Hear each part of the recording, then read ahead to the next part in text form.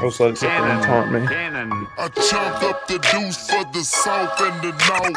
Boys talking down and boys wanna hate. I chunk up the deuce. There you go. Everybody's drinking, but it's okay. I'm leaning, so we'll call it even. Like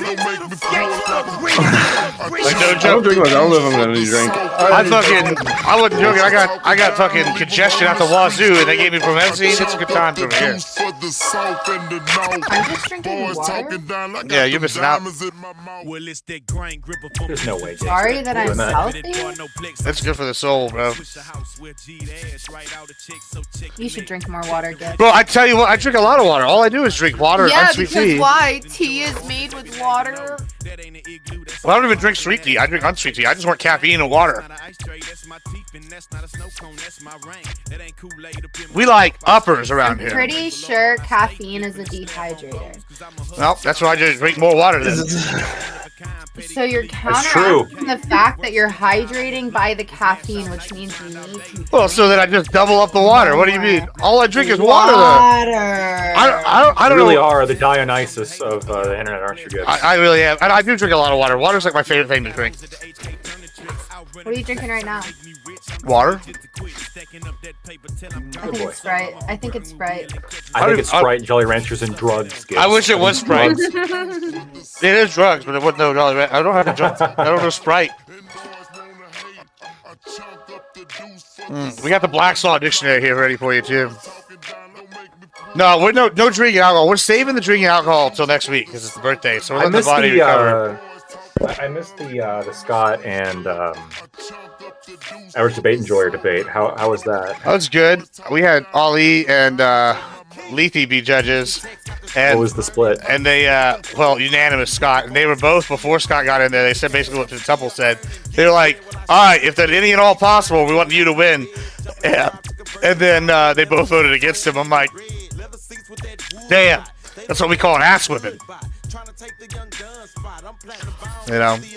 Hey, look, man, it happens, right? It happens. Nah.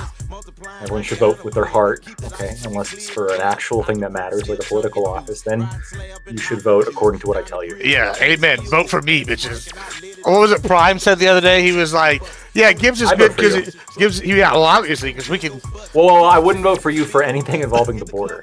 I would vote for you. Listen, I would get the border fixed day one.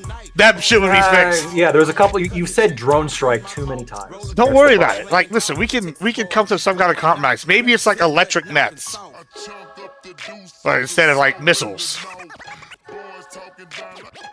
You sent me a thesis on the entire debate. Okay. No theses, please. Quintuple, a gentleman in my chat is asking me to tell you to mod him. Okay, so. Is it Landon? Tell you just ban him, honestly. Just ban him from your channel. Why? He didn't do anything wrong to me. No, I know, but you wouldn't lose anything. I'm just letting you know. Damn. Landon, you see this love? Landon, it is Landon, by the way. Landon's like your biggest supporter. He's like an in mine, and all he does is ask for a mod. Hey, let me tell you something. You never get mod in my chat. Look, okay, it's because That's all he does. It's because he wants to become closer to the community. Okay? Landon is based. There you go. Hey, we're building bridges. It's five seconds, and Lactoid already has made. Bridges that Gibbs can drone strike. That's what we want. Landon, you would love Lactoid streams. You should stay over there. I'm just kidding. Damn. No, I'm just kidding. I like you, Landon. You're a good guy. A good kid. I think he's like 16. Hey, Landon, I would do that for you if, here's this out, you help make me some more money on my bottom line. I don't see any money, so money talks, bullshit walks. That's wrong. Have you ever heard any of my shills, Lactoid? What did I hit one of my shills? I was on the other day. We had a debate panel, and I was like, "Oh, let me give a shameless shill. Give all your favorite shooters money now, because we're greedy bastards and we want it." And then moving on. That was my shill. Sparky's the king of the grift. Yeah. Have you heard Sparky's grift? No, I haven't. It's legendary.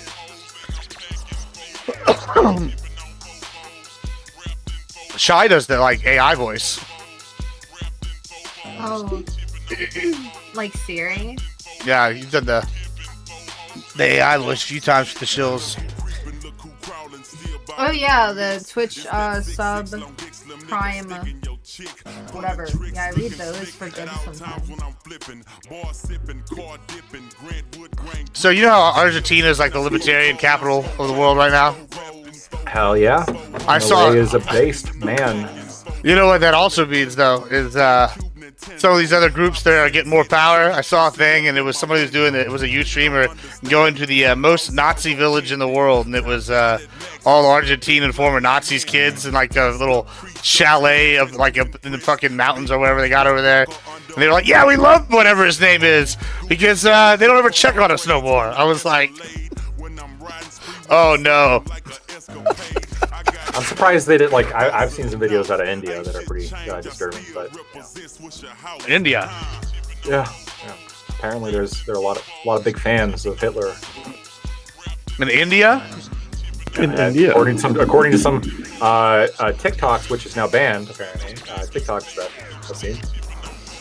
Yeah, we'll see. Isn't that wild? I think TikTok's gone. Trump is gonna save it, and it's gonna be Trump save TikTok.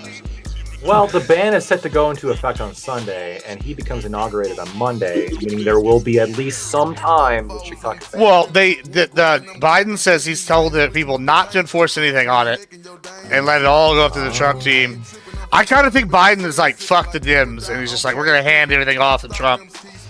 I think he should ban it. The reaction from the Chinese on this proves hilarious. that it's like fucking like intelligence. The whole thing's an intelligence operation.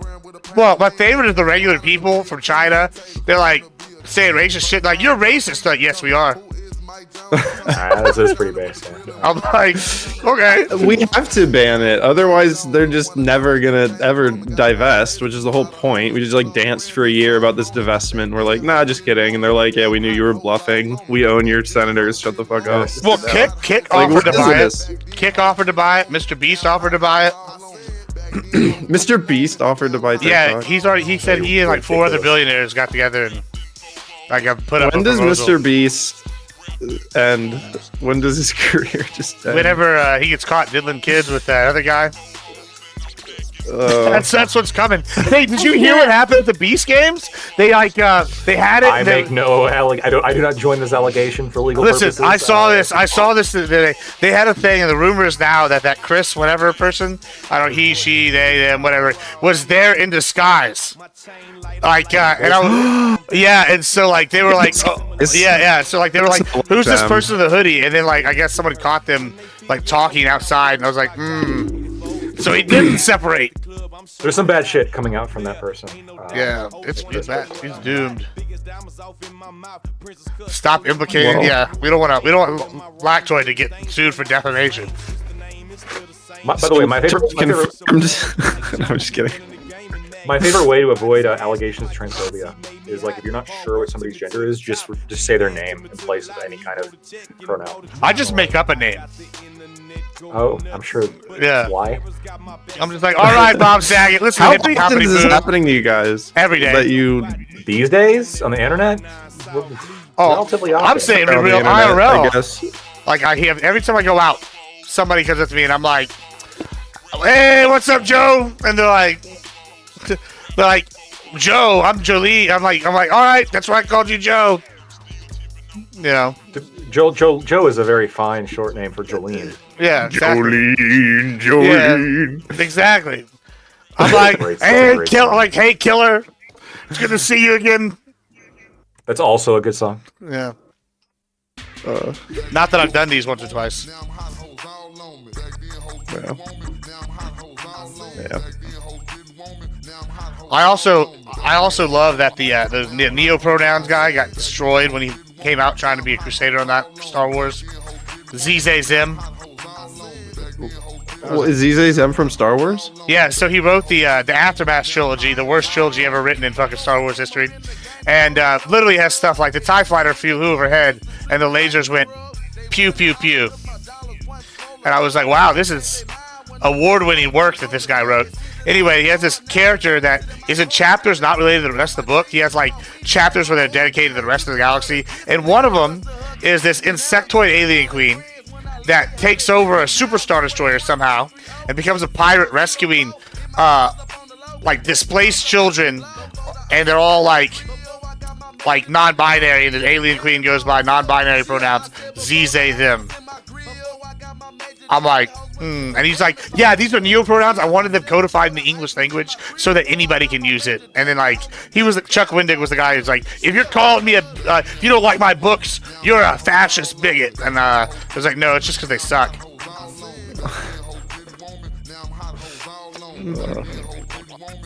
I've met several trans people. I just still haven't met someone who goes by the Z's or nonsense. I feel like it's hopefully still restrained to the internet. I met a couple of them, but never Z's them. Like in part, like I walk by. Yeah, you know the haircut, the they them haircut. Yeah, it's like a uniform. Yeah, I mean, it's like, you know, they say like getting just the right ear pierced or gay. You know that's the thing. Oh yeah, the gay ear. The gay ear. Yeah, it's like when girls like cut their hair straight across right here. No, those short ugly bangs. It's 100% like there's cultural signals. Gender. My funniest thing is that's a gender. I think it's really funny. I really wish that I didn't care about my hair right now. Otherwise, I would just go take a pair of scissors and cut my fucking bangs right now. That's what it looks like. That's literally what the haircut looks like. No, it's like, funny because like they just came to their breaking point and we're like, fuck. People do this to look different. You don't get like that without crying. I think it's hilarious. People do this shit to like look unique or look different. And like, instead it's turned into this like uniform where everybody looks the same. And you're like, oh, blue hair, chopped haircut. Yeah, you see that? You like that? Yeah, you like that? You like how I sold the chai as we went here? I think you say you're targeting me? Yeah, I'm targeting you specifically. You're the they them. No, I think people with blue hair are great, especially when they're judging a debate that I'm about to have. I think they're fantastic. That's the wrong tactic, Matt. Sadie has blue hair. She doesn't respond to compliments very well. Sadie, my mom. Okay, so like on the argument of that, I feel like it could be done right, but only in like a Victorian Gothic type of way, and you really have to commit to it. or like the ghetto girl ever that have pulled it off. Hold on, the ghetto girls with the like midnight blue hair. Out of those. Oh, baddies. Wait, we're talking about the bangs or the blue hair? Like the blue hair, like. Oh, yeah, let's talk about bangs. So, if Ico doesn't get here, who am I debating on welfare? Me. All right. Nice. Except I'm gonna debate for welfare. You're gonna have to. It's gonna be fun. Don't worry, I got some good welfare things. I actually haven't studied time at all. Who's the other judge? Pentuple. Pentuple? Yo, you're here on time. I appreciate you. Let's go. This is the one thing I can definitely do is always be on time. Ico is the other debater. Yeah, Ico told me he was gonna be like 10 minutes late. I'm excited. He has to drive back. He gets off at like 8:15, so he's like, I gotta drive. Mike Jones. Free. Well, this is fucking the jams, bro. Alright, we're switching on Mike Jones though.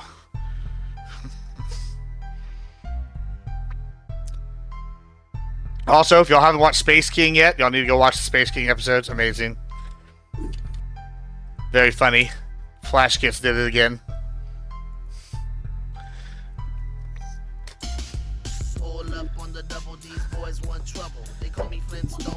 Holmes one devil. Devil. Oh, I got one for y'all.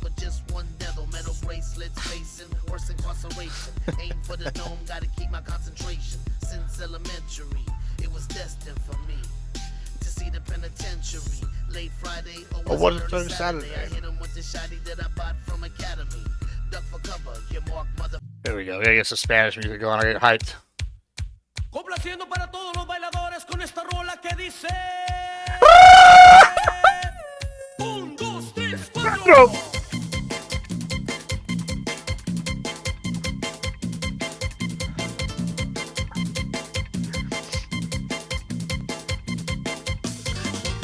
Red Note. It's Red Note. Is what you're talking about, Outcast.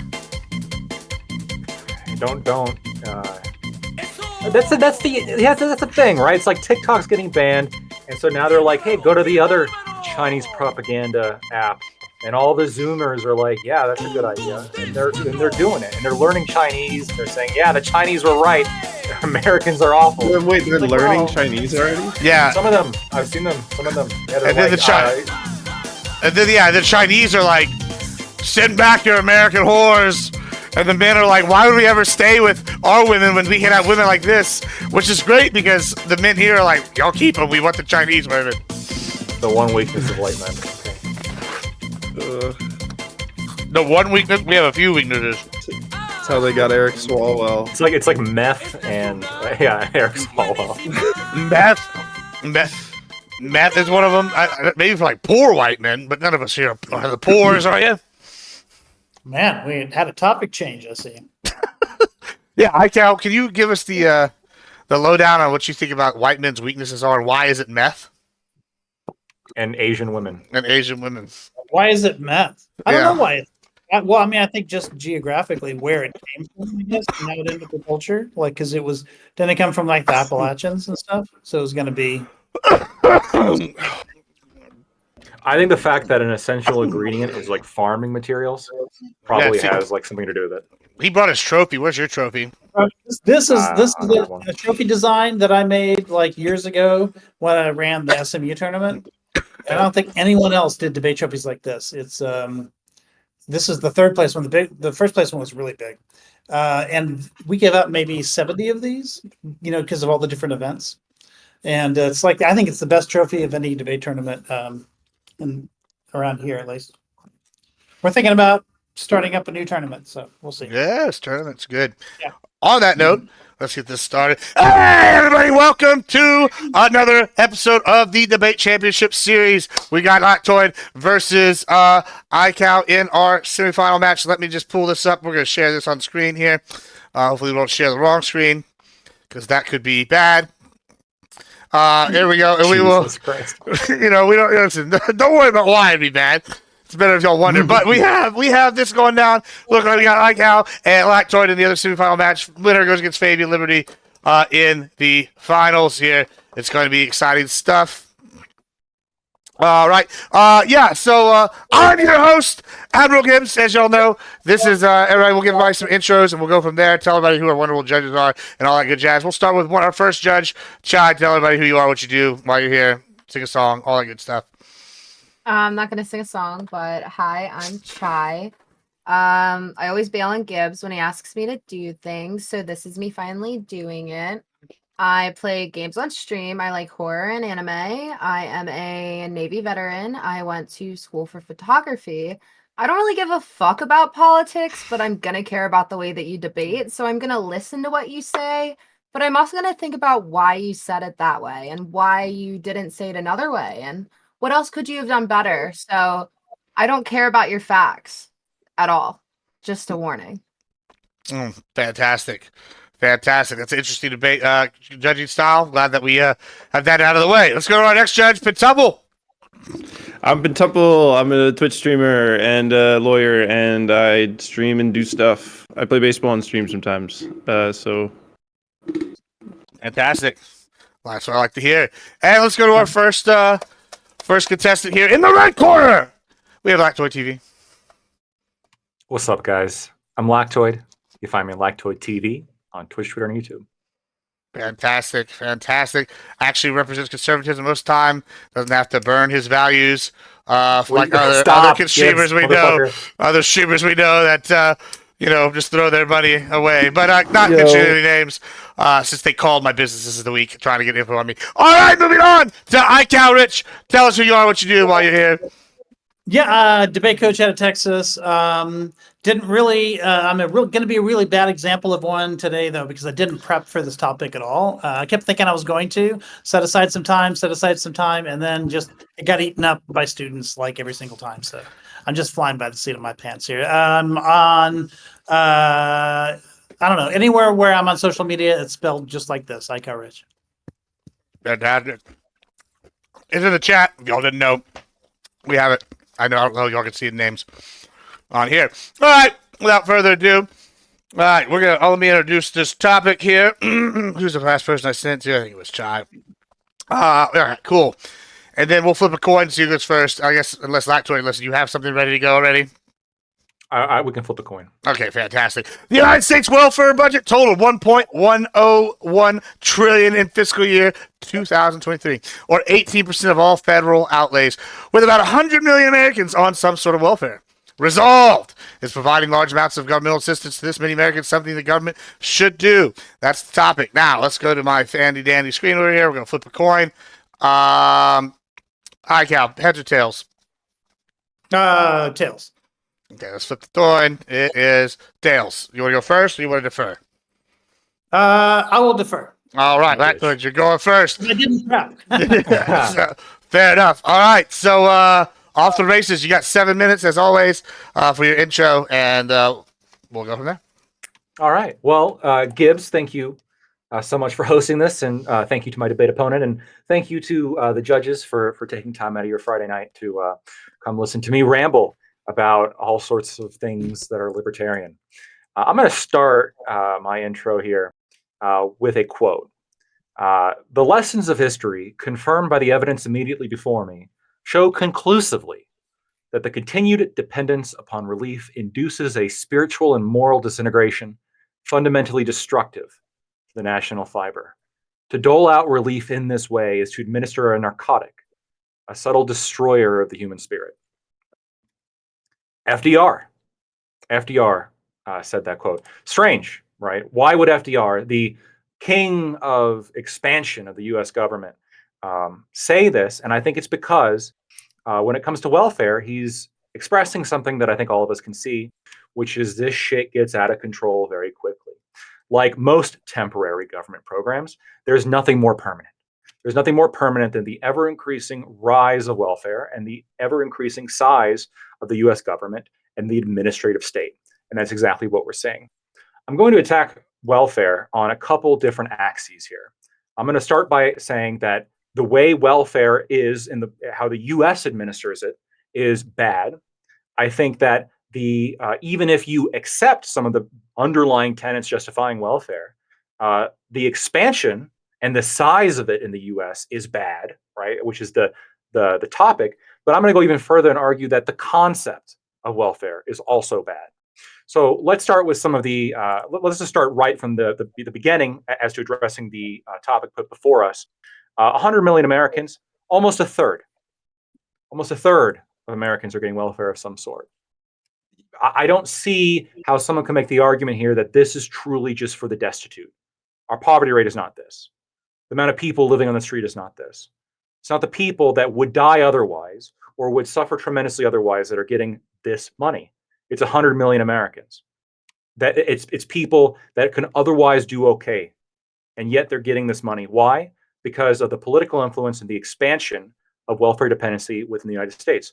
Of course you want to vote yourself more welfare. Of course you want to vote yourself more of the fruits of somebody else's labor, and that's exactly what we're seeing. As to specific government programs that we're seeing, there's a lot of issues, right? The biggest welfare system, and the one most defended by Democrats and Republicans, is Social Security.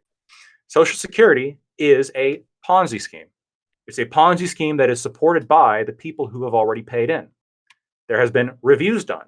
One review by the St. Louis Federal Reserve indicated that more than 95% of people who had paid into Social Security, if they took that money and they paid it into stocks, they would have made more money. They would have had more money for retirement.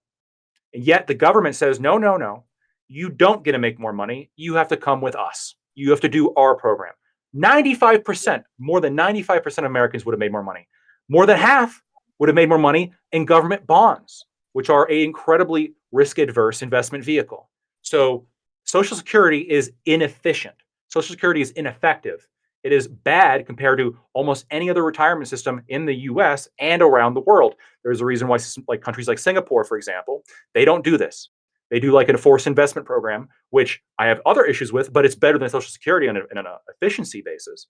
You have Norway, which is a sovereign wealth fund, which I disagree with, but it's better than Social Security on an efficiency basis.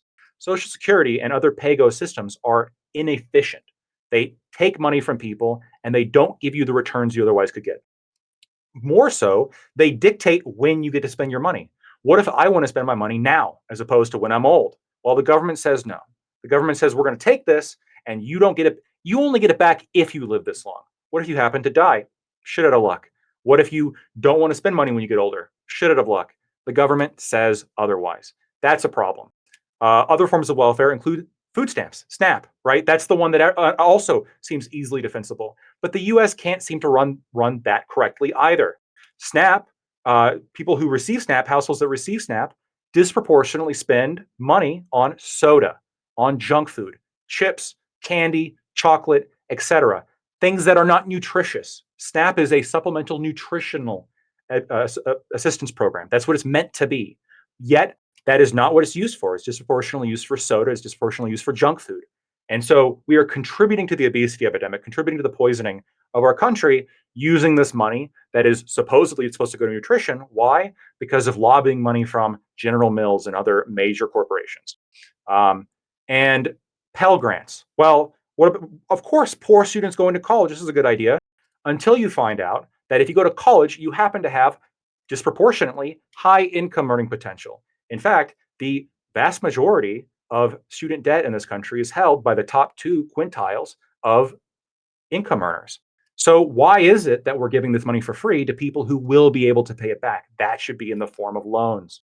When you look at each individual welfare program, you realize there's a whole bunch of problems. There's also the problem of the welfare cliff, where according to one estimate, up to 30% of welfare recipients avoid earning more money, avoid being more productive in order to prevent the stoppage of welfare benefits that they're receiving, discouraging participation in the US economy. All of this is a major problem. I'm going to just spend the last minute here to talk a little bit about the problem with welfare generally. I mean, and this is going to sound like an extreme position, right? And you don't have to come here all the way with me, because the question of the prompt is not all welfare being bad. It's, has the expansion of welfare been wrong?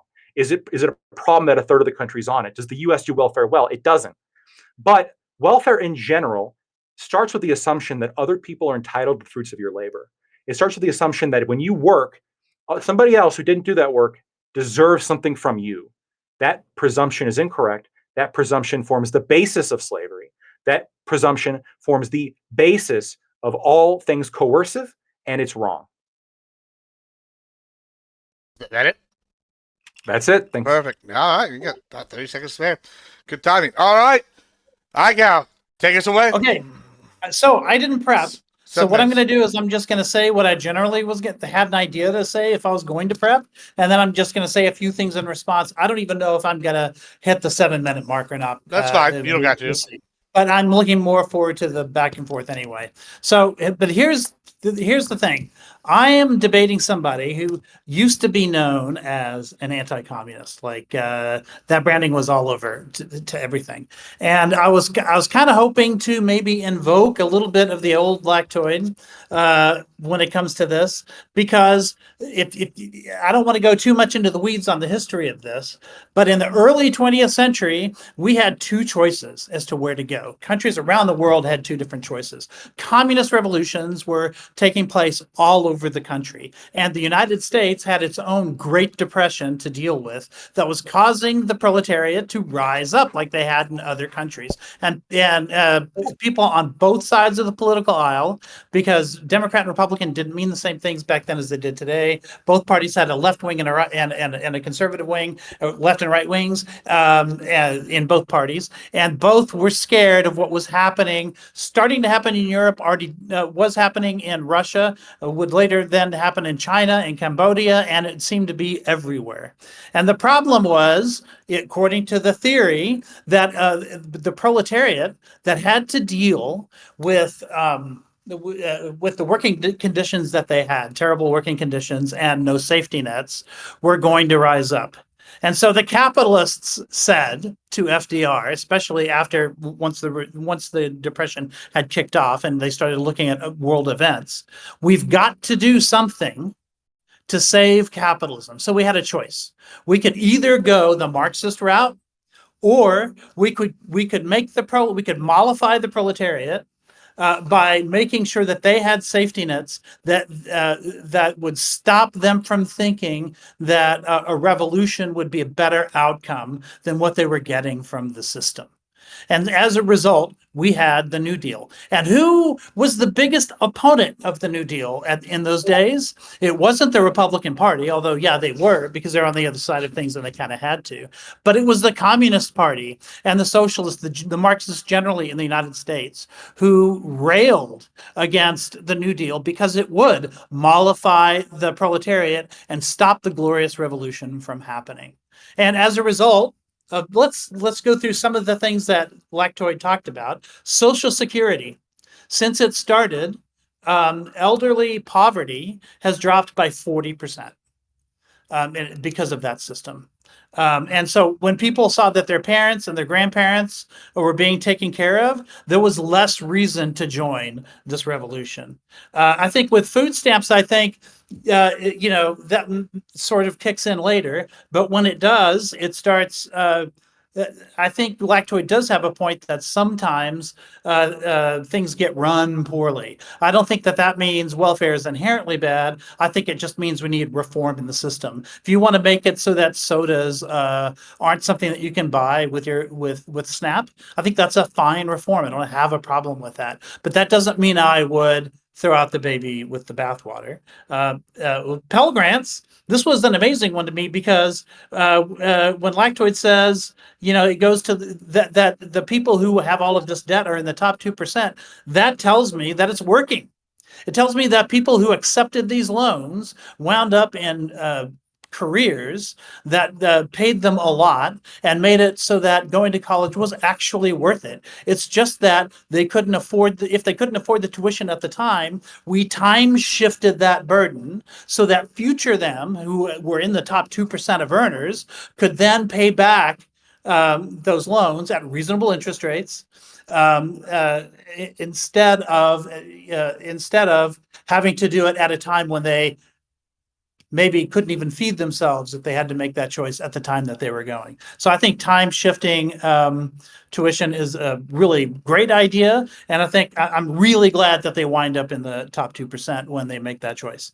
I'd say the same thing with the avoidance issue about how how people avoid getting higher incomes. Like, if that's a problem, I think that means that you have to do reform. I don't think it means that you do away with welfare as a concept, right? But I think that what you can do is say, as your income gradually rises, then what you get from welfare would gradually fall. And in fact, we've been moving in that direction. That kind of reform started in the 90s under Clinton, working with Gingrich to reduce like these sort of cash welfare that you used to get. And now the welfare is really more sort of means tested, very specific benefits that you get. You can't, the welfare queens of the 80s are no longer a reality because of the way that we've shifted that.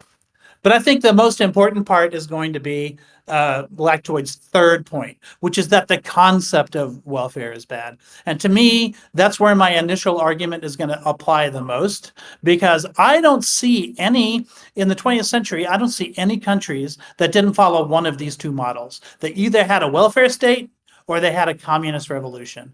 And myself, I'm an anti-communist. So I'm not going to support a system that helps the other side. Pretty good. That's right at 6 minutes. So, very good, very good. All right, sick 'em, boys. All right, just a couple responses. Yeah. So Pell Grants, those aren't loans; those are just free money. If it was a loan system in which, oh no, you're right. You're right. Yeah, well, I mean, loans. Loans exist too, but I would argue that with Pell Grants, it's the same thing. If you get a Pell Grant and you end up you're then getting a pretty good job. Statistically, you're more likely to make more money. But the point I'm making is that making more money is a virtue, right? Sure, right? That's right. Yeah. Making more money is good, right? But if you get that free money with Pell Grants, for example, that means that is being funded not just from your money; it's being funded from other people. Some people who didn't go to college perhaps aren't getting that benefit, so you are disproportionately benefiting. When it comes to a loan, you pay that back, right? So you are incurring the cost, and then you're paying it back with the benefit that you receive. Pell Grants are welfare. Student loans are not. But Pell Grants are They are, but why can't they just be loans? this is well, we can talk about that in a minute, but I just want to point out that Pell Grants are need-based. So these people are not in the top 2% when they get the grant. So what you're telling me is that Pell Grants are overwhelmingly successful because people who got it based on economic need end up having a life without economic need later on. So I think that's great. Well, just to clarify, what I'm saying is that the quintiles of like student loans held, that's among all students, not just Pell Grant recipients. When you graduate from college, you're more likely to make you more were money. talking about debt, student debt. People Yes, student debt. High student debt were in the top 2%. Yeah. Top 2 quintiles, so the top 40%. So the idea is that if you make... I'm sorry, I misread your... Yeah, okay, top 2 quintiles, top 20%. I get you. Yep. Yeah, so if you go to college, you're going to make a lot more money. And that's fine, right? I got no problem with that. Or statistically, you're more likely to make a lot more money. But there's some people who make a lot of money that don't get that, use that service, that don't get that benefit. And perhaps they do something else. Perhaps they're more entrepreneurial. Perhaps they work at a blue collar job, you know, doing welding all day. That could be relatively, that can make a lot of money. And they're not using the same amount of resources that somebody who goes to college is using. And that you look, if you go to, I went to college, I went to law school. That took a lot of expense for sure. Yeah. But that's something that I was responsible for, right? Sure. That I was responsible for. And that's how it should be, because now I get the benefit from that. I'm making the money that I'm able to then use to pay back the costs that I incurred. So that's the argument for Pell Grants, because when it comes to like student loans and like college specifically, it's strange because it actually seems to be more targeted towards high income earners as opposed to low. Can I ask a question? Because just for the layperson, because I'm confused as fuck. Let's get just a clarification on the specific difference from... Perhaps it was that lean. Yeah, the lean. Hey, listen, I'm not coughing though, so the doctor knew what he was doing. I gotta say, big fan. Doctors, by the way, get health insurance. They'll take care of you. All right, moving on. For health insurance. Yeah, A for health insurance that we pay for privately. Anyway, sorry. We're not debating that today. Here's my question, Lactoid or Icow, either one of y'all. What's the substantive difference, like with the Pell Grant? Like, is like that what you're basically just going through right there? Like, I can make it really simple because I do this every year. I get these things for students every year, so Pell Grants are different than like there's another kind of grant that you can get to from the federal government. There's 2 of them, but they're just all it is the government pays for part of your tuition and you don't have to pay it back. And that's needs-based, which means you have to be low income in order to qualify for that, which means you're not going into debt in order to get that. As opposed to Perkins loans and Stafford loans, which are just loans that are loaned to students at a low interest rate and often get taken to 0 interest rate during certain years, like the COVID years, for instance. They went to 0%. That's it. That's all there are. There's just those 2 things. Right, and so they are, and so the Pell Grant specifically, my argument is that is considered generally part of welfare. It would make more sense for that to simply be included with loans. Are you raising your hand just out of curiosity? Yeah. Okay. Well, the judge can. Yeah. Go ahead. Yeah. You have a question? I got the next one. Okay, keep going. Gotcha. Okay. Well, let me just respond to that real quick because when I look at that top 2 quintile figure that you're giving me, what that tells me that both Pell Grants and student loans are converting poor people into wealthier people. That's what they're doing. So I agree with you that there are a lot of people that like colleges. Colleges. That's the point I'm making. Colleges. I'm not shitting on college. I'm saying that if you're going to go and use the service that you're then going to use to become rich, it would make sense for you to retroactively pay for that service as opposed to making other people pay for that service, perhaps people who make less than you, or perhaps people who haven't used that service. The statistic that you gave, I mean, I've set this up for people. The amount of money that you get from the federal government, you get way more in loans than you get in grants. You just do. So a lot of that usually is paid back. Yeah, but then you pay it back. Sure. When you make that more money. If you want to say that the form of welfare that we're giving should be more sustainable so that we can change some of these things from grants to loans, I'm not necessarily against that because of the dramatic increase in prosperity that we get when people take advantage of this welfare state. I'm for doing that, and I'm for expanding the franchise. So give me way more loans, and we can then what we would have. I would make that trade if we could get more people qualified for loans. I would make that trade. I mean, and just to be clear, student loans aren't considered into the top 2 quintiles. That's fine. I got no problem with people taking out loans, right? But loans are not generally considered part of welfare. Welfare is a handout. Well, but no, they are because it's government this money for free. This is how this is how we manage the interest rates so that you don't get like screwed by the banks, is that they're guaranteed loans, guaranteed by the government. And There's then private if loans. people like don't graduate, they don't pay back their loans and stuff like that, the government absorbs the cost. So that would make loans welfare. Wait. I'm not in favor of that. I'm not in favor of the government absorbing the cost of the loan. I'm Well, fine with loans. I'm fine with people taking loans in order to get a service. Otherwise. Have you ever looked at a private, non-subsidized loan? Hold on. Let me. I have looked at them. I know plenty of people quick. who've taken them. Let me pause y'all because we're getting lost in the sauce on the loans here. Did you have a question, Chai? I can move it to a different topic. Do you think there is any bias in the way that the government aids? Yes, but they're across a lot of different spectrums. So I mean, it would take me a long time to go through where that bias exists, but that bias is everywhere.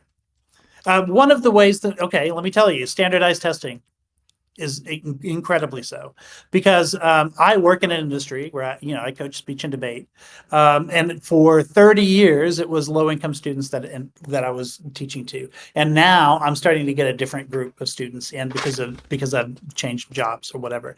And one of the things that we know is that, let's say you create standardized testing that's supposed to equalize education by allowing people to get scholarships from the private sector based on your merit, because that's supposed to help people. So it was supposed to make it so that rich people who could go to college just by virtue of being rich now have to compete with smart people who are getting scholarships that can crowd out some of that advantage. But it turns out what happens is the rich people go to these fancy prep schools. They're specifically prepping to boost their scores. And if you're in the high SES school, local private elite schools, 80% of them get commended or higher on the PSAT. Do you know what it is in public schools? It's not just the prep schools. Even higher income people who go to public schools tend to score much higher in their SATs. Okay, but it's 80% of those prep school kids get commended or higher on the PSAT. Do you know what it is for public schools? You're also controlling for people who, for many other reasons, are going to do very well in the SAT. No, but take a guess. What do you think it is for public schools? If you're not controlling for this group of people that's going to get very high, and not a lot of people as a fraction of the population go to these prep schools, if we're talking about just the general public, my guess is it's very low. Comparatively low. Less than 1%. Wait, guys, what was y'all's SAT scores and IQ scores? What do y'all got? Nah, I'm just 13, kidding. 20? Sorry. Sorry, it was I do. It was a joke. I get think it. this month, It was a joke. It was a 10. joke. It was a joke. No, sorry, keep going.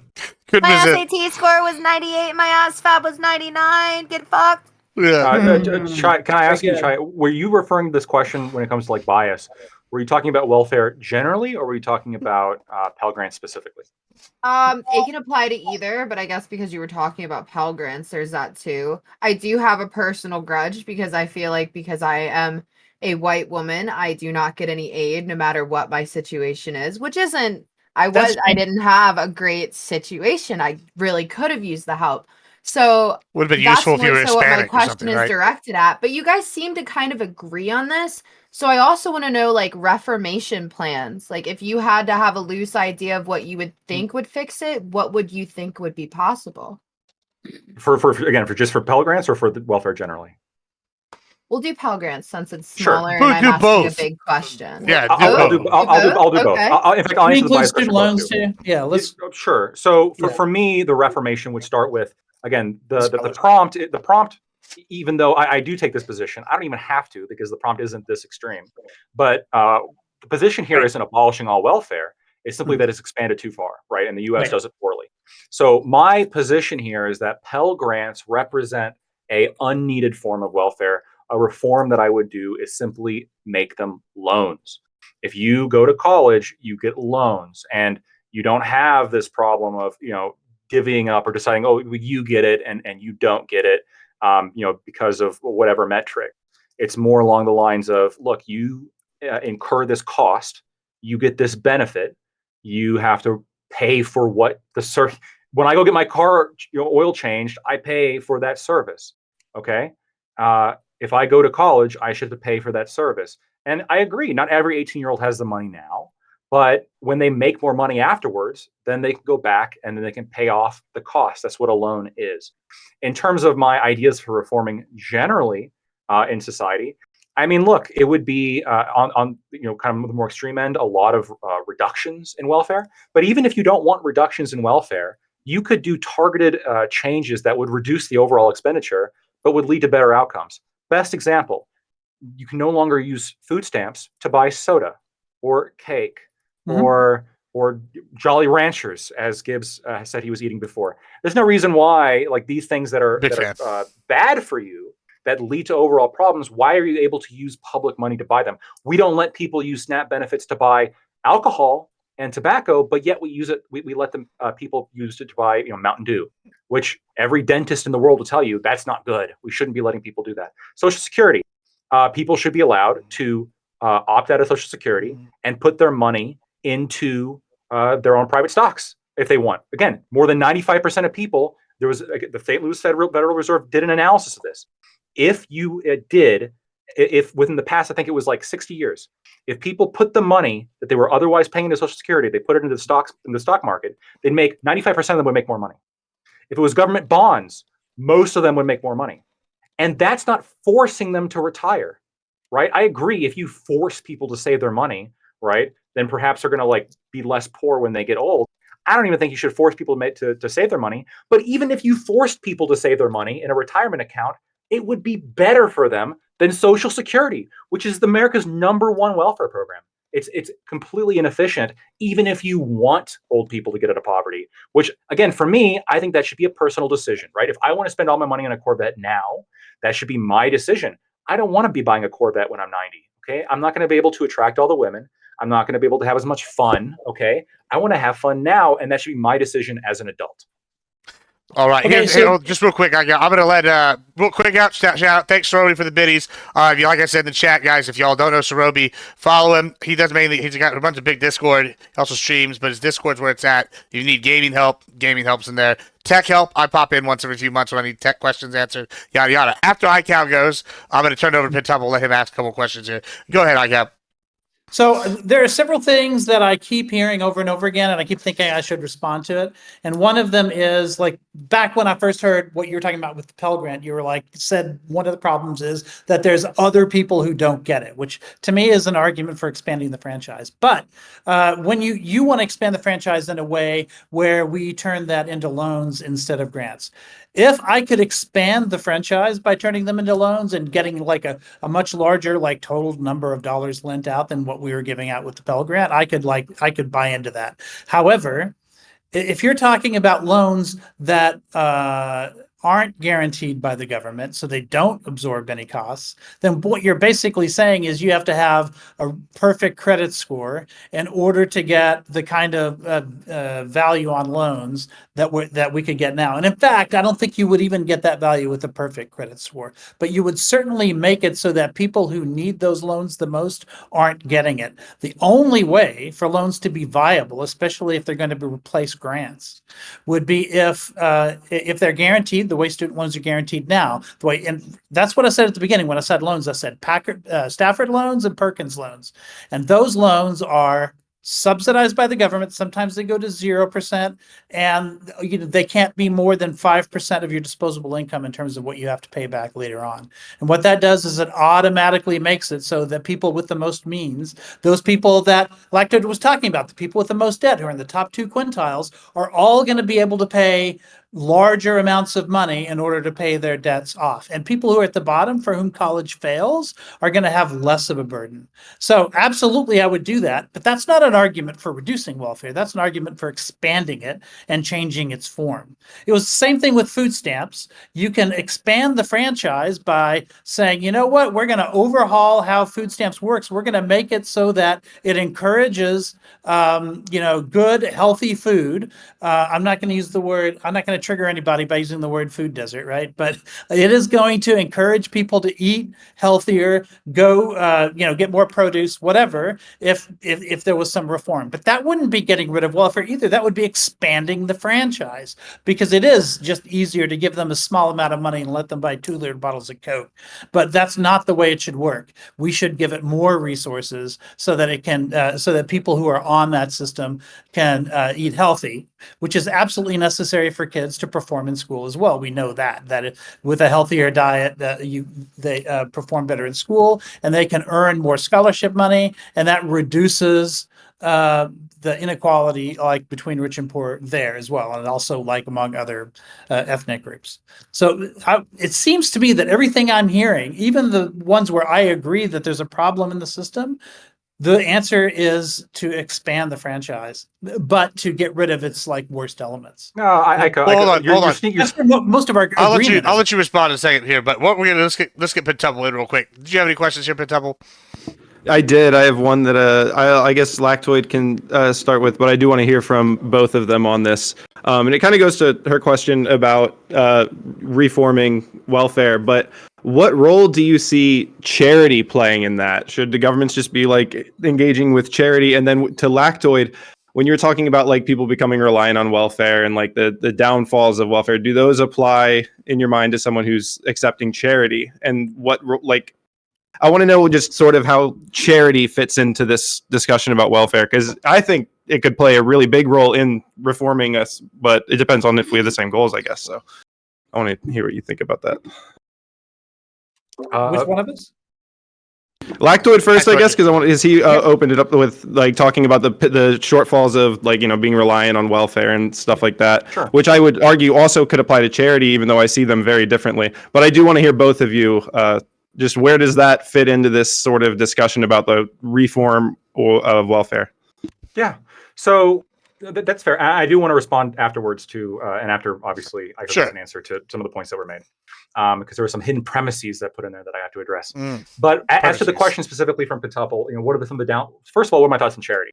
Charity is, I think charity is fine.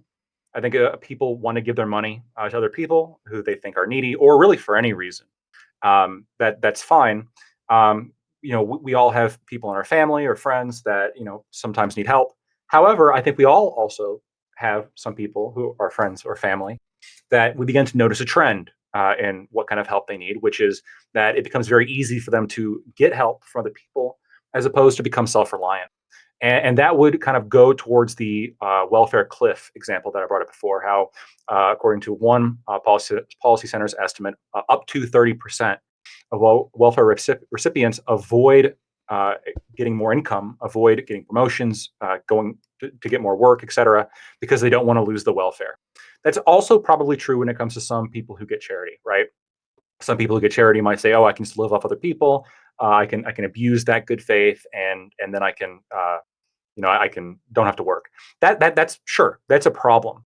But the difference to me is that when people, in this case, who are receiving charity, that charity could be cut off, right? You could have people say, "No, I know that you're abusing this. I know that you're having issues with this, and so we can't just keep giving this to you. The purpose of this is to make you self-reliant." That's not necessarily the same when it comes to welfare, which is more of a legal right that people have. It's just it doesn't get to be divvied up on that kind of basis. The other issue, and the main issue, is that charity is a voluntary transaction.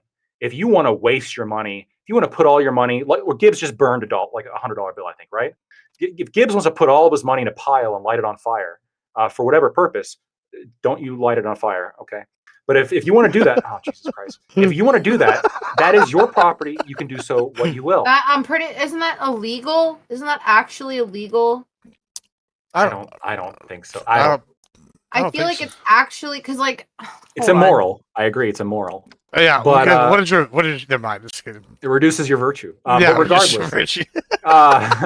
regardless, like if you want to waste your own money, that's fine. But there's a huge gulf between, oh, I'm going to waste my own money, and I'm going to start a program to take your money and waste it. That's messed up. I think that's the main difference. So yeah, while some of the same elements of disincentivizing work might exist, I think charity has better guardrails, works with private money instead of public money, and the guardrails. I think the guardrails and it being voluntary are the two main differences, I think, between that and welfare. Yeah, and as for your other thing, Chai, no concerns because these don't need to be reissued. They're just a net loss. So penal code, fine. Yeah, we just accept that, and we consider it money better spent than other people You know what I'm saying? Anyway, sorry, going on. Go ahead. Wait a minute. So we're just cool with that? We're just cool with money just being we're like, whatever. I mean, you destroyed it, whatever. Well, I mean, we are with welfare. Well, so Is it any different than like burning a cryptocurrency? Yeah, like that's called have enough money to burn, and then you can do cool things like that. I just made your dollars worth more. And we didn't have to sell out our values to do it. Just saying. Anyway, go ahead, Icowrich. Turn it over to you. Yeah, so I have three responses. One of them is the response that Lactoid gave, which was to say, oh, hold on, sorry. It's the response that Lactoid gave, which is that you have legal rights associated with the government spending, whereas there's nothing like that when it comes to charity, right? So you might get, charity dollars might go somewhere one year, but the next year it dries up. That's a big problem with charitable giving, is that it's highly unreliable. I used to volunteer for a homeless shelter. There used to be these like little church groups that would come in and just like throw sandwiches at people and then leave. And then the next day you wouldn't see them. There was no sort of consistent activity going on. And a lot of this food just was wasted. Like they actually kind of got mad sometimes when we had already fed people, because we were there at the same time every day. It was like consistent. And then they showed up maybe 30 minutes after we had served lunch, and they were mad that nobody wanted their sandwiches. So that's what happens with that kind of spending. Now, there's also a difference in size. It's not just that one of them's a right and one of them isn't. The prompt talked about $1.1 trillion in government spending. Charitable giving is less than half of that, and that's even deceptive, because of the $557 billion in private giving that happens every year in the United States, $484 billion of that is going to churches, and the way that the churches spend that money is not focused on helping the poor as much as it should be. Some of it is, but a lot of it's for show. We all know that there's no way to hold these people accountable in its very unreliable service. Among the remaining dollars, you can give your money to the Cope Foundation, right? Or to some, I don't know, progressive org or whatever to help a politician get elected, and that counts as charitable giving. So I don't think that they're getting nearly as much done as when you're dealing with something that, as Lactoid said, is a legal right that people can rely on from year to year. Okay, I want to respond to that, and then I also go ahead. Yeah, we'll open it up for a little while. Okay, so just to be clear, giving money to somebody to be elected, that's not going to be charitable. You're not going to be able to report that as charitable. Some organizations might be like that have a political slant might be considered charitable, but like super PACs or PACs or whatever. No, I'm talking about charitable givings where the charity then itself becomes involved in politics, especially churches. And we really haven't done anything to stop that, even though theoretically we could, because they get all these tax exemptions by virtue of not getting involved in politics. But we know that churches now are just... Yeah, but the church is not going to be like the charitable money given to a church in order to accomplish church tasks. It's not going to be like directed at the purpose of getting somebody elected, right? That would be illegal. You can't do that as a nonprofit church. Well, did you ever see that Stephen Colbert thing that went on for like 6 months, where he started a super PAC and then he started he started the church. Ways that there were all these things he wasn't supposed to do because supposedly it was illegal, but because we don't have a functioning FEC, it never gets enforced. None of that stuff. Okay. If we want to talk about like enforcing like election laws, that's fine. I'm just saying that.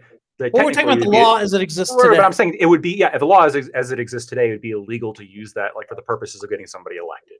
That wouldn't really be within the basket of charitable giving. It's theoretically. I mean, again, people might like commit fraud in order to accomplish certain ends, but we're talking about charity policy. I would argue that every super PAC is committing fraud or welfare. Okay, that could be the case. Every super PAC might be committing fraud. But again, like if you're charitably watch out for those fraudulent super PACs to use that directly for a PAC or to get somebody elected. Yep, you don't trust George Soros. I know you don't. We're talking about what I think doesn't matter here. I'm an impartial moderator with no goals of my own. All right, that's right. I wanted to address something that was snuck in with the prior Pell Grant and SNAP point. Snuck in a lot of things. So, Ico, you said before with that your general thrust was that with SNAP and with Pell Grants, Lactoid isn't necessarily for cutting these programs. Lactoid is actually in favor of expanding these programs, just making them better. But the reality is that you're adding in an element here that I never stated, which is, like, for example, with SNAP benefits, you wouldn't have to expand SNAP benefits. If you simply put in a rule saying, hey, you're not allowed to buy soda with these SNAP benefits, and didn't increase it by $1, didn't increase the budget by a penny, you're going to have two things happen.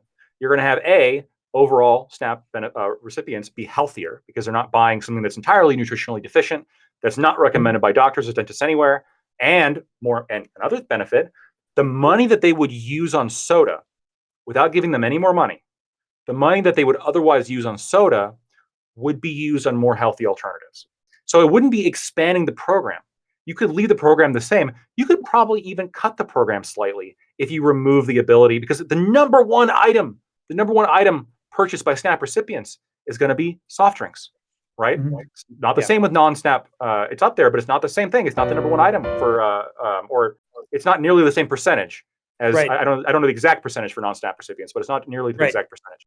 And so that would free up money without expanding it whatsoever. You could probably even reduce it a little bit, and you would still get better outcomes.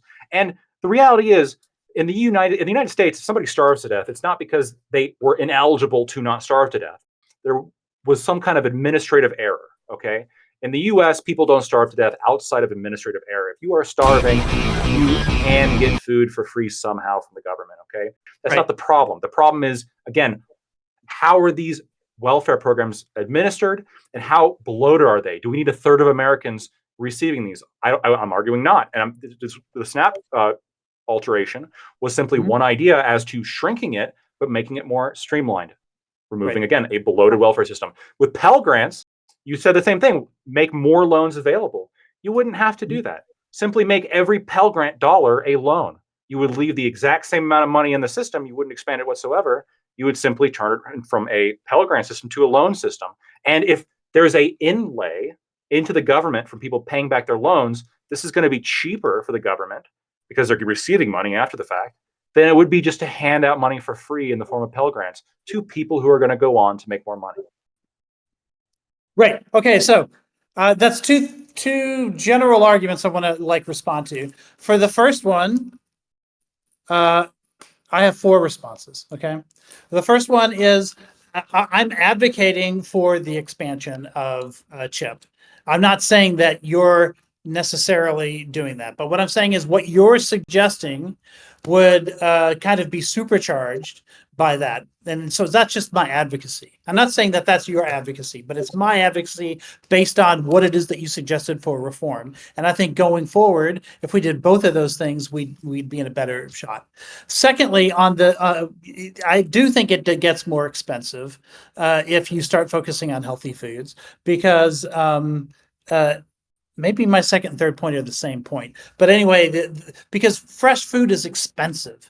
And it also, I don't know, something like 40% of it never gets eaten at the home because people try to buy avocados and see how long you can keep them, right? You remember those jokes about the avocados, not yet, not yet, not yet, now, too late, too late, too late. That's how it works with a lot of these things. And so if you're eating healthy, a certain percentage of what you buy is going to be difficult to manage, especially if you're working 2 jobs or single parent family or something like that.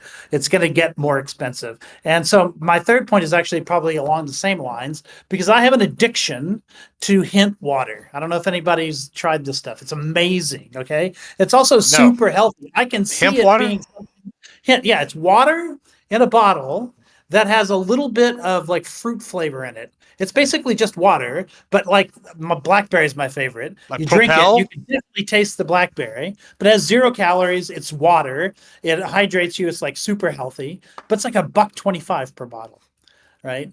This is what I'm talking about. But I don't think you're saving money. They could buy that instead of Coke. It's cheaper to buy those 2-liter bottles of Coke than it would be. It depends if it's in a bag or a can or it's all relative with Coke. Yeah, I tried other ways. We could give them Nutriloaf. We could compress a bunch of carrots into a fucking loaf and just That's what they could buy. Like, what about there are Soylent ways Green? you can Can we make do it Soylent healthy. Green? Food line. Yeah, what about There are Soylent ways you make this healthy. That's made of people. Soylent Isn't it? Green? No, The you're thinking of green. Soylent Green. Nutriloaf is what Soylent they give Green, to yeah, prisoners. Okay, I'm not talking Okay, about but that. my fourth And I'm not point- even talking about Nutriloaf, to be honest. I'm saying that, like, come on. Sorry, you had a third Okay. point. Go ahead. My fourth and final point on this one is just that another problem with SNAP is it's just not enough. You cannot feed a family on like $25 a week or whatever it is that they're getting. So the reason for my advocacy has to do with that even when you take the sodas off, and even if they can avoid the temptation of hint water, they're still not going to have enough money to get the kind of food that they want, because the dollar amounts that they're giving every week is just too low. But on the Pell Grants, you're talking when you're. I understand what can I you're fight saying. you on the snap? Can I fight you on the snap before we move to the Pell Grants real quickly? Okay, a couple things here. So again, you can spend the money that you would otherwise be buying junk food on healthy food without necessarily requiring an increase in money. So there's going to be more expendable income for that healthy food. You're saying, well, there's already all this food that's like going bad. I think that's probably another indication of the failure of the system. If they were hungry, they should eat the food before it goes bad instead of buying all this food and then letting it go bad. So right? That's money that's being spent. And another thing. Well, hold on, let me ask you a question. Because the average. I've lost a lot of avocados. This is important. Well, okay, if you're on SNAP, you shouldn't be buying avocados. Okay, I'm sorry. Rice and beans only, or what? What the fuck? Avocado toast? You're literally playing into the Gen Z meme. Like, so wait, what should they be buying with avocados. it? Should they be buying like rice and beans, or like what should they be buying? They should be buying food. They should be buying food, okay, that they have enough wherewithal to eat before it goes bad at a rate higher than 40%. So like rice, beans, yeast, that all? Potatoes. Look, potatoes. And this is going to go into my other point, okay? Because I don't want actually to see the potatoes in my car. That's weird. I actually did this, okay? I went to Walmart. And because the average food stamp recipient gets $187 per month, okay? And there's some people who get a lot more than that. Obviously, there's some people who get less, but 187. Does that include families, or is that just only for single people? Per person, 187. So if you have a family of 4, you're getting hundreds and hundreds of dollars, okay? So I work with a lot of people who. I just Googled it. It's 187. 187 per person, but you're counting like per person. $750 a month for a family of 4 is what you're saying would get it. I've been drinking. I don't know if the math works out that way, but if it does, then yes. Would you like?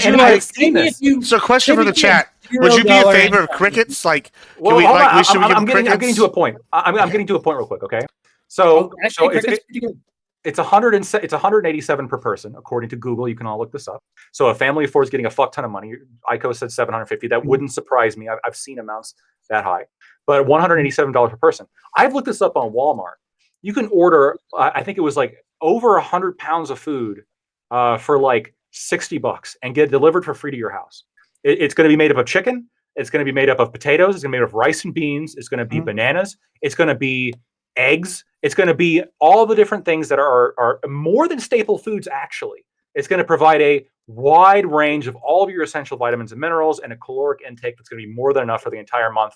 And that's a fraction for the whole family, right? When you look at the overall poundage, it's like over 100 pounds. I'll show you my exact math.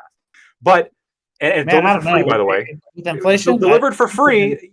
Yes, even including inflation. I checked this like a couple months ago, and it was delivered for free. So you can't pull the food desert shit. I appreciate you for not bringing up that myth, but it delivered for free no matter where you are. I get upset. Yeah, I know.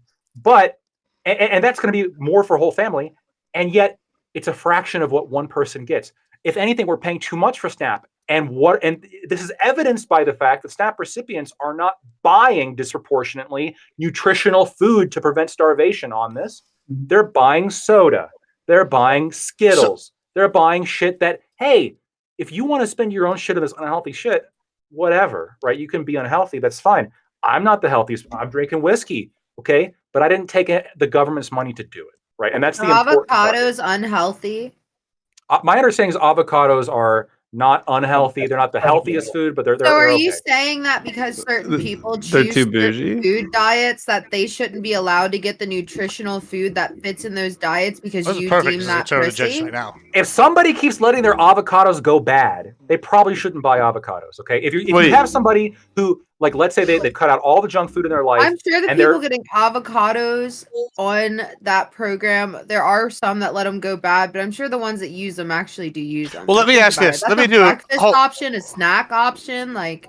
Let me ask. Is it just because they're expensive? Maybe I could compromise on an avocado, Avocados from but I'm Mexico. not compromising on Coca-Cola.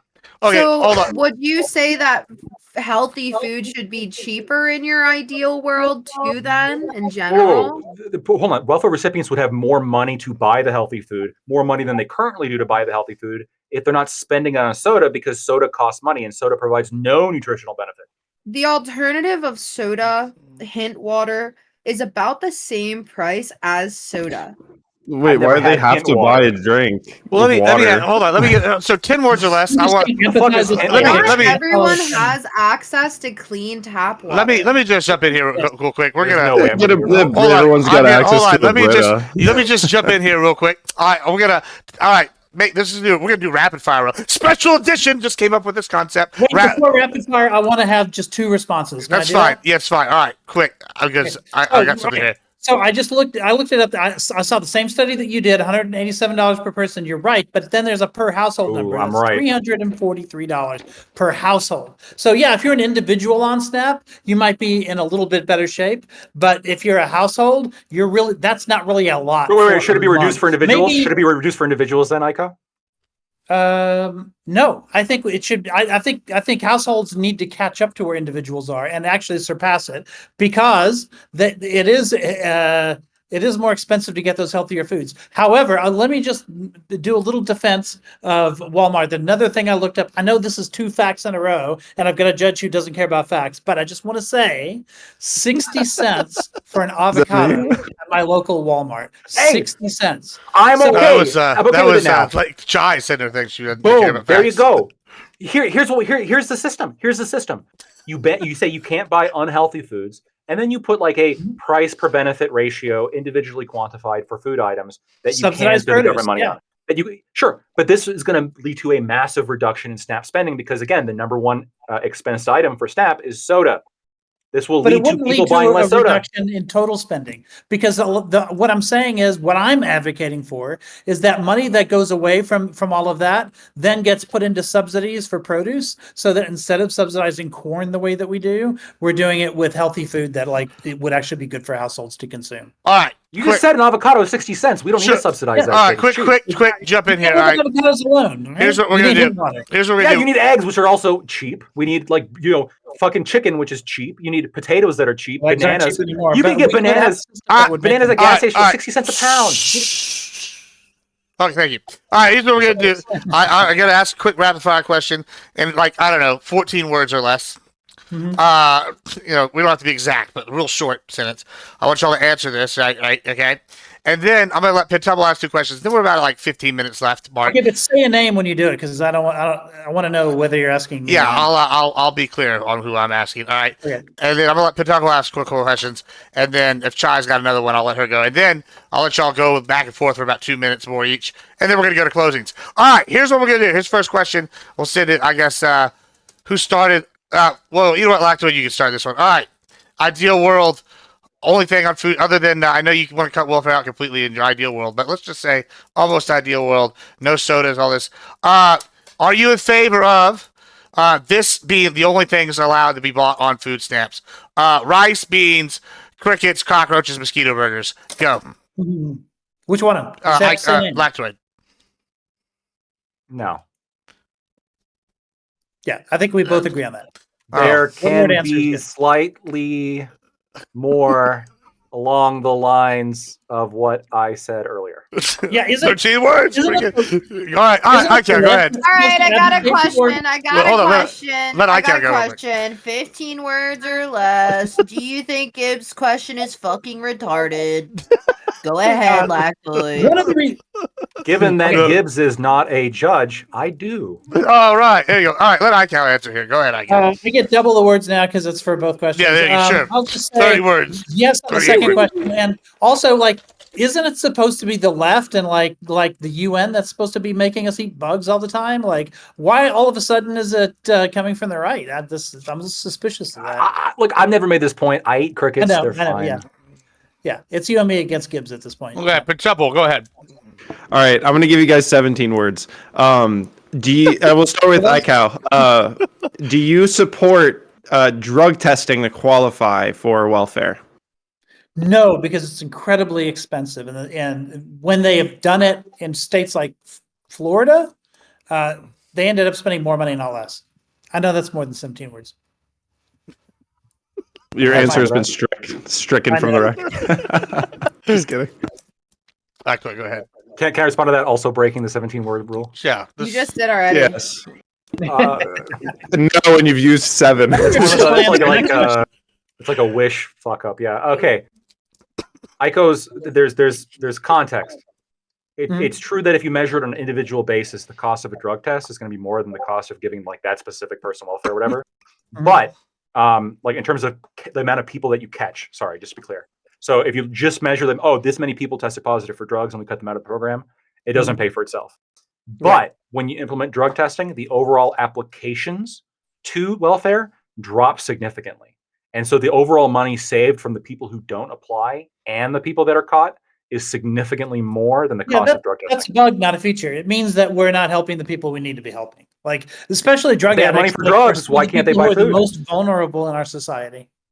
Now, what we can do is try to get them help, like increase welfare funding for people to get off drugs. Yeah, absolutely. Yeah. You know, people sell their food stamps, right? And then they use that to buy drugs. I do know they sell. The current value goes $6 to $1. Drug addict is more money. Yeah, current value food stamps, you can buy $6 worth of food stamps for $1. Don't ask me how I know that.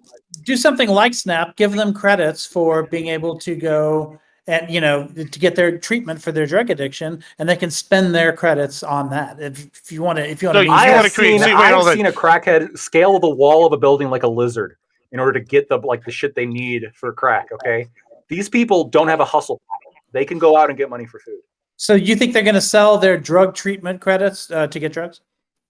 I think. Are you proposing those? I don't know anything about this new policy, drug treatment credits. I'm talking about welfare as we know it today, right? Yeah, I'm talking about expanding the franchise yet again to address the problem that you just identified. So you want more welfare? More welfare is what you're saying? Yes, absolutely. I'll need to think. Look, I was focusing on the welfare in the United States. A third of Americans. I'm all for making welfare better. I don't know about your this. Arguments have to do with making welfare better, but about shrinking it and making it more efficient. Shrinking it.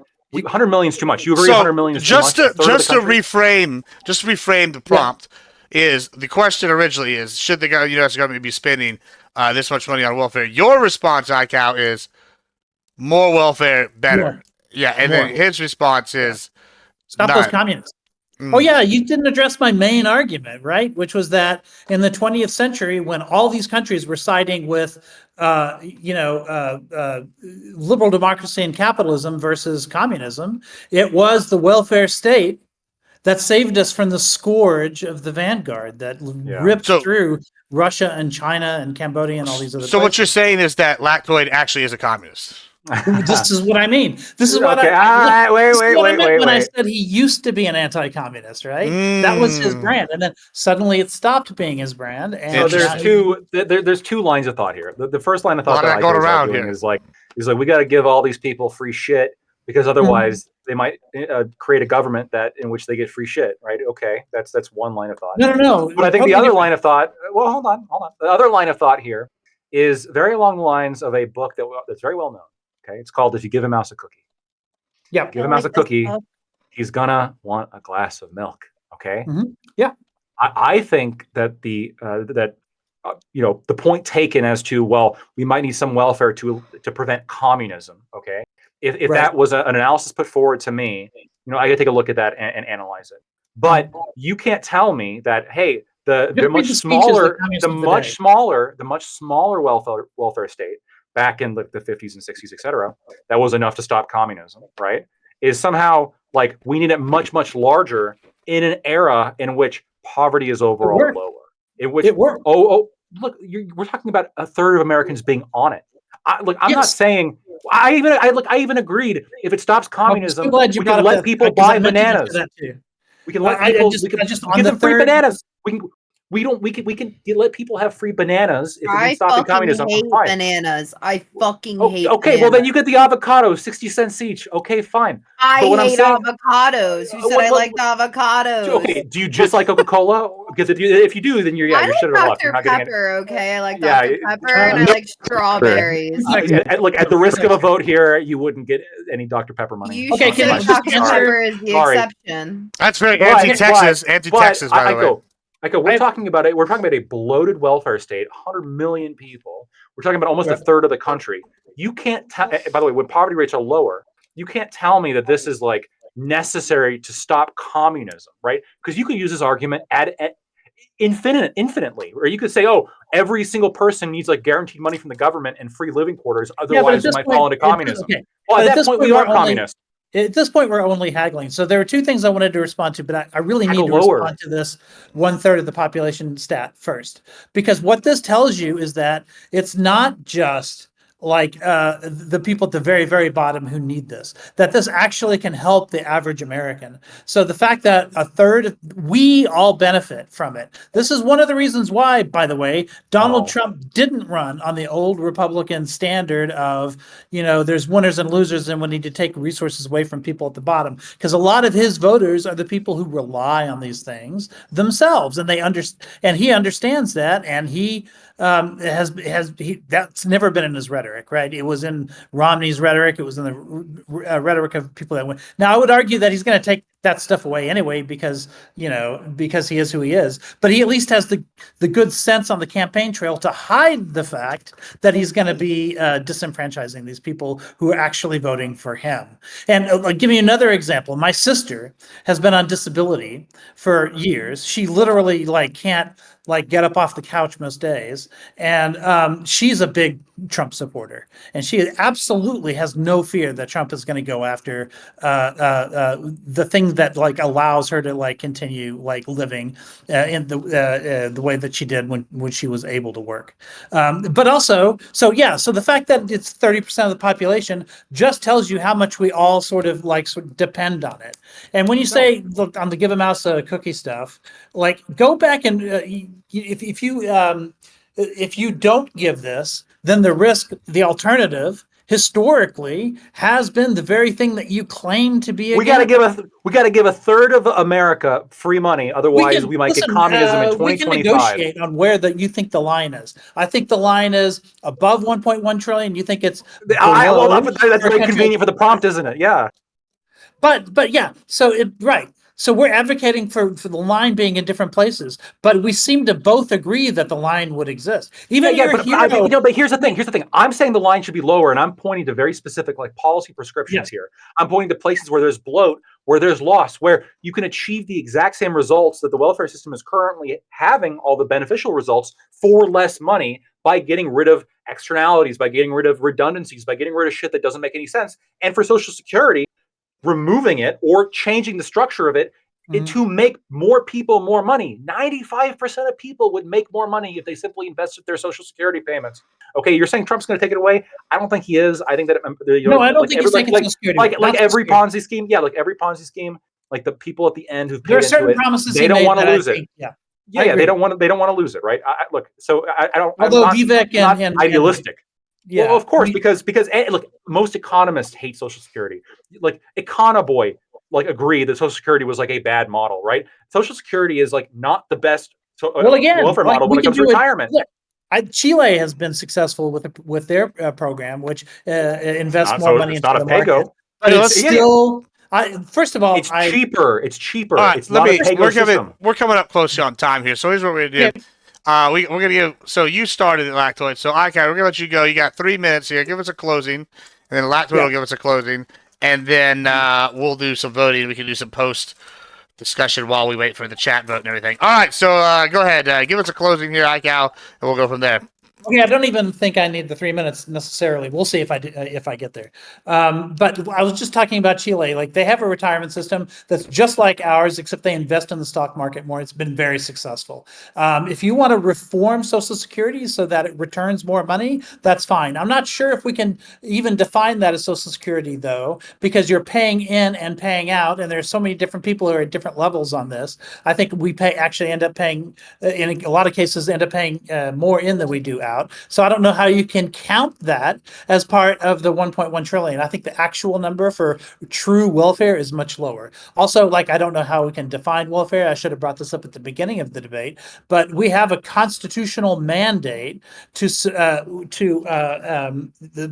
what is it? The welfare clause of the Constitution that basically says that we have to ensure like the general welfare.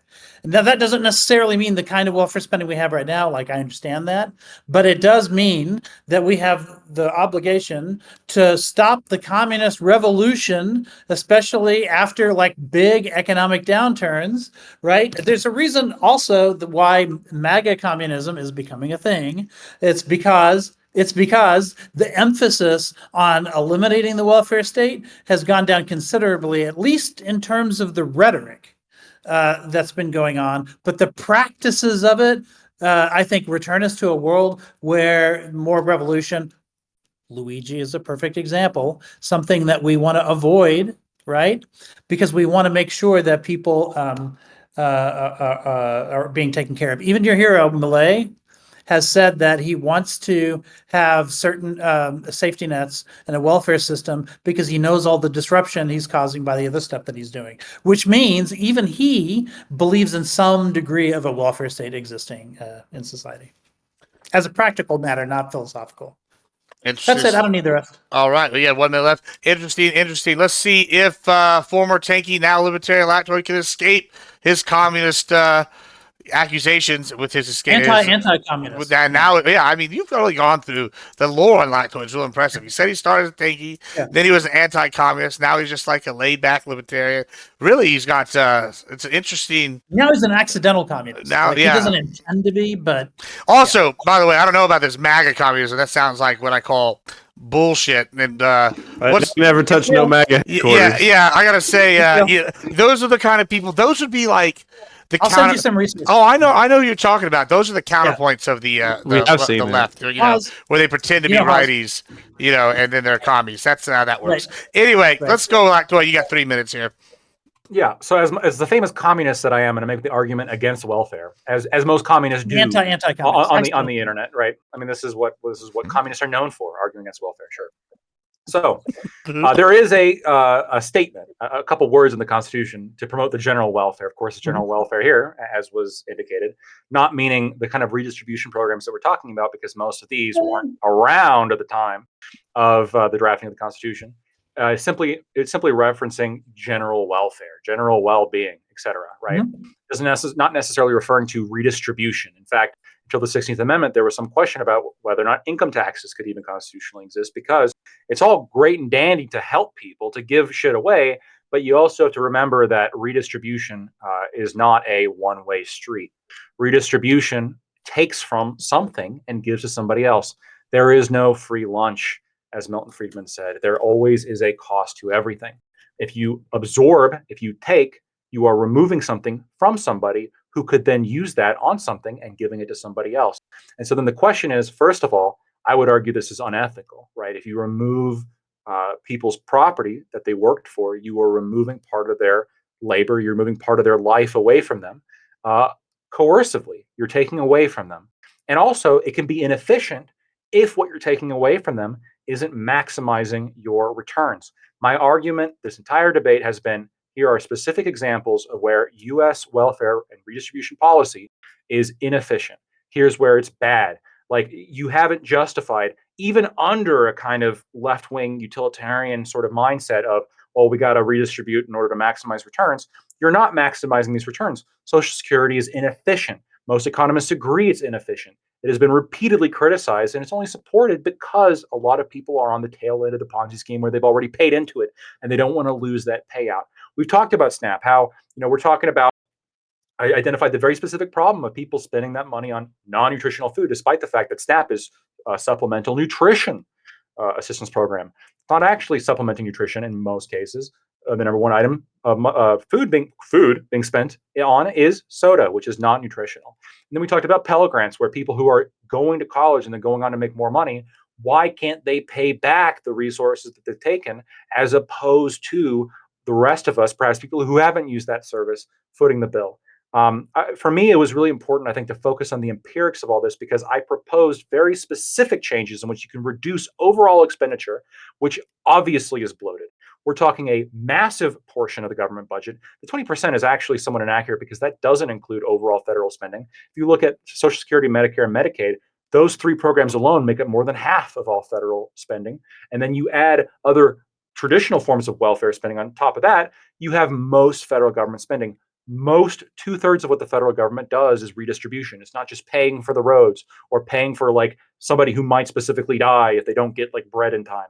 That's not what's going on. It's massive redistribution programs, taking from some and giving to another person, and it hasn't been justified as efficient.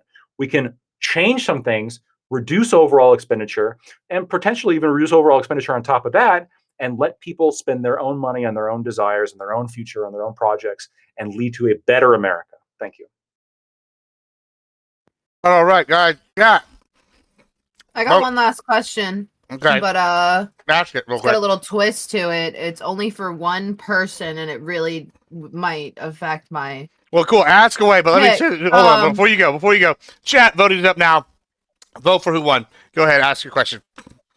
Ico. Yeah. Do you like Dr. Pepper? Oh, I love it.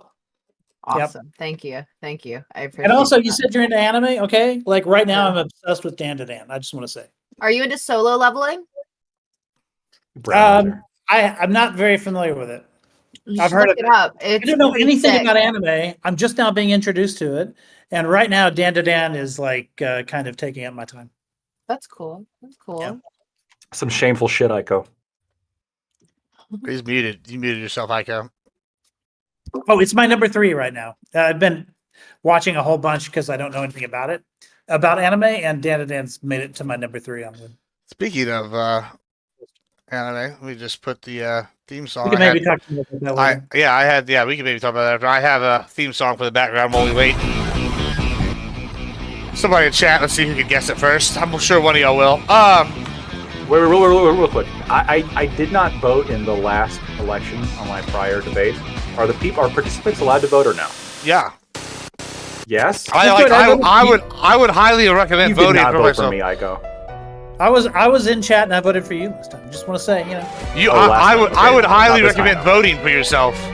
Okay. In the chat, yeah. Look, Ico, just I'm going to vote for myself, so you should vote for me. I would let me go there. Hold on, I don't know why y'all wouldn't do that. That seems dumb. How would I enforce it? Like, I'm more prioritized on entertainment, so maybe. Can I bot half my account? Like, can I bot? I'm gonna do it. I just need to find it. Can you buy more votes? I mean, no, but bot. Can I bot? You can. We used to be able to. I remember that. Yeah. Can you bot the votes? I mean, if you figure out a way to do that, more power to you. I mean, hold on, I gotta pause. But can't be that hard. Okay, your vote might be the tiebreaker, dude. It might be tiebreaker. I figured out this last time whenever they decided they were going to make the chat tie. I figured out how we're going to solve that fucking problem. By the way, and don't worry, we're not going to have any more ties, chat. Y'all, I've learned a lot of things here about, this is why we ran this short Grand Prix.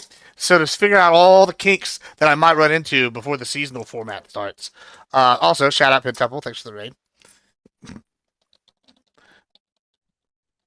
I mean, we did talk about this before. We're still trying to figure out the way to balance these panels, right? I think we're doing a good job of picking judges. I think so. I think chat has a lean, I think. But that's okay. I tell this to my kids all the time. You have to be able to adapt, judge adaptation. That's yeah, I think the chat does have a lean. Fucking gives over. I don't think this chat has a lean. I think the chat has a goal. It's to make my life miserable. That's what I think the goal is of the chat. That's what I've decided. Yeah. Later, Sorobi. Thanks for hanging out. Appreciate it. Once again, go check out Sorobi's Discord if y'all don't know. Best place for gaming and tech help I found. A really good place. Oh, Yes, yes. On the Welcome Raiders. Y'all are safe here. This isn't quite MAGA headquarters, but it's sympathetic. We're good. We're good. We're good times here. You're not gonna hear me I know call. these pages were totally blank when I first got here. I had 0 print and I filled them up. I like it. Yeah. What's that? Graphs? You have graphs on there? Yeah, these are arrows. In debate, you draw arrows to show Yeah. one person said this, and the response was this, and the response was this, and you're supposed to follow the arrows. She's got fractions over there. Yeah, I just had some sources for arrows only go factual 3D. claims. You're supposed to theoretically. 187 per person. Yeah, but I didn't like actually like write out an intro or anything. I just like looked through my facts and just riffed. Also, I would be, we do have a lot of Texas people like out. If anybody, the Texas people will probably go to side with you, especially with the Dr. Pepper comment. See, that's unfair. I That's don't have a chat to bring in, right? So it's basically your chat and Lactoid's chat voting, right? Well, Pentuple's chat and Chai. Well, that's a good point. Actually, members of Lactoid's chat should probably go to Gibbs. Yeah, that's Lactoid's over here leaving money on the table. He was Lactoid's chat. You might want to hurry up and you got about 20 seconds. Yeah, what's also really funny about that is, between me and Pentuple, we destroyed enough hundreds today for Connor to buy groceries. That's true. Yeah. I'm pretty sure everybody in my chat knows your chat address, though. Probably. If they wanted to, they would have.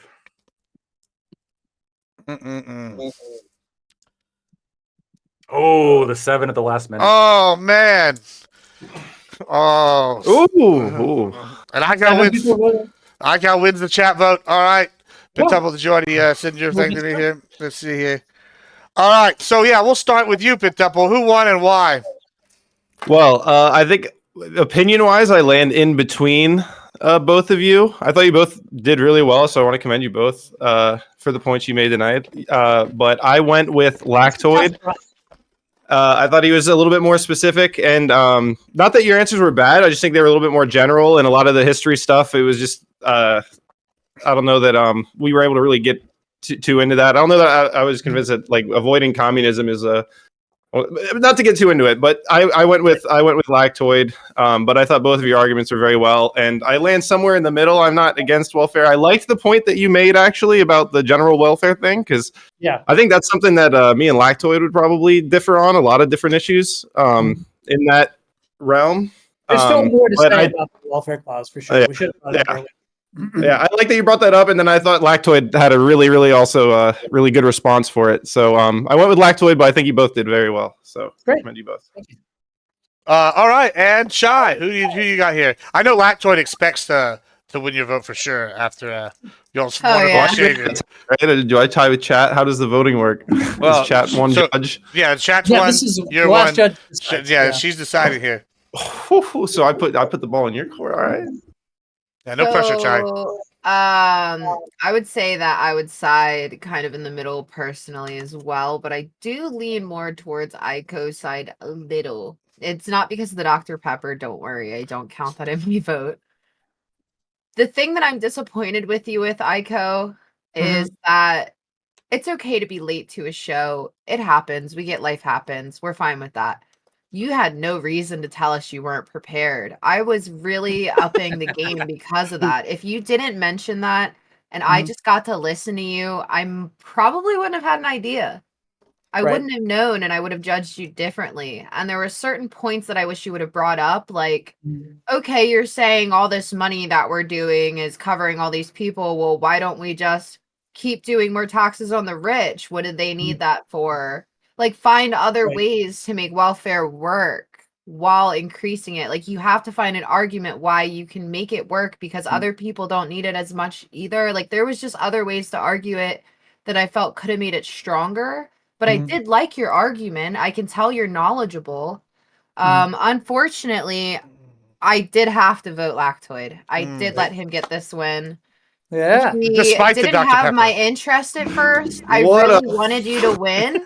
You were my bias, but he brought me back. Like, when he started talking about his fucking quote, I was like, why the fuck's he talking about this bullshit? And then he brought it back, and I was like, okay, he's getting me to actually fucking listen to him. I guess this is working. Bamboozled. Oh, you just She was going freaking this way, and then she went that way. Oh my god. So She it was knows how like, to do the drama. yeah. So Lactoid, you are my winner. Yeah, there we go. That was good. It totally sounded like you said Ico was the winner. That was something. I thought so. I thought so. Wow. That was It's really weird how your that was a intro run was for- like, a great "Hi, run for I'm it. Lactoid. You can find me on YouTube, Twitch, and like Twitter." And then your opening statement was like an entire evil villain monologue. But why is it that we are the evil ones when we make these monologues? Like Lactoid. Every time I get told I'm evil when I make a monologue at the beginning, it seems No like one's that happens to a talking lot. about you That right happens now. to lots of. Gibbs. I know. You can I thank talk you. about yourself later. Thank you. I got it. We will talk about myself later. Don't worry. I have a big ego to fill. But then I notice it happens to Lactoid all the time too. He'll come in here and they'll be like, "He's so heartless. He hates humanity." In reality, I think is we're actually looking out for the common man, right? Like I feel like that's what's happening. You're tell her. I thought I was done when I said the Dr. Pepper thing. I thought I don't was agree just, with you. I debated the way that you debated. That's what I did. I don't agree with you. Okay. But I can't judge you on that. That's not fair. Well, there you have it, folks. Lactoid's going to the finals. The judges didn't do me any fucking favors. All libertarian. Yeah, I'm real excited. That was razor thin. I'm real excited to Very good pick topics for this because it was so fun trying to get a topic for two liberals to disagree on. I can only imagine finding topics that Lactoid and Scott disagree on. But I think we are going to have how do you handle externalities would be a great topic for two libertarians to talk about. I think externalities are very thorny. I got to say, I'm going to go ahead. Should the state exist? I'm going to go ahead and throw the baby out with the bathwater here. The plan, the twist is we're going to have some people that are definitely not debate bros at all be the judges. And I was hoping we can offset the philosophical deep dive that I foresee happening. But that didn't happen. Thanks, Ical. You failed. No, I'm just kidding. But instead now I'm going to have these girls hearing about whatever it is that Fabian I know my mistake because I oriented my strategy towards a conservative chat. So I was hoping I could pick up chat by leaning, you got chat, making some conservative arguments, right? Yeah, well, chat one. Probably, yeah. And I think I barely edged him out because of that. But I really should have probably added, especially what you suggested about like who we tax and where this money comes from. That's definitely an argument that appeals to the left. And I was afraid, I was actually appealing to some of Lactoid's own biases. In order to get some concessions, which I think I did get some concessions. I feel like he was probably should have not hidden that part of it. I think I probably should have gone more left. So Lactoid overall this entire time has been leading the discussion and you've been replying. That is another issue. You need to lead. You need to make sure he understands your point and he gets passionate and replies to it. You have to be firm on your stances. You can't bend to him. I would never bend to him. Yeah, this is why that happened. And this is the ass whipping debate, right? Ico, did you say that you were a teacher earlier? He's a debate coach. You're a debate coach. Okay. A state championship winning debate coach. Well, on that note, to give you a boost since you didn't win, thank you for helping shape the future while Lactoid's doing what? Yeah. Damn. While I'm doing He's shaping what? the future too, just maybe in a different way. Yeah. Congrats on your Gibbs debate panel win, Lactoid. I hope you put it on your fridge, buddy. Well, there will be some kind of prize here at the end. Don't worry, for the finals. We have to figure out the date that everybody's available. Fabian was not available on the date that I was hoping, so we have to reschedule. So, Lactoid, I've sent you some dates to look at. I think the 29th was one of them. I don't know what your schedule is. We'll go from there, but we'll figure this out. We got to figure out everybody's schedules, judges, and whatever else. We're going to do something big for the finals here. So can I insert one thing just real quick? Sure. Yeah. So the reason why, and this is always the way I always go this way, but in academic debate, which at the tournaments that we have to go to, one of the ways in which you're judged is whether or not you've responded to all the points that have been made to you. And if you fail to do that, that's called a drop. And a drop is considered a concession. And so that's kind of how I'm trained.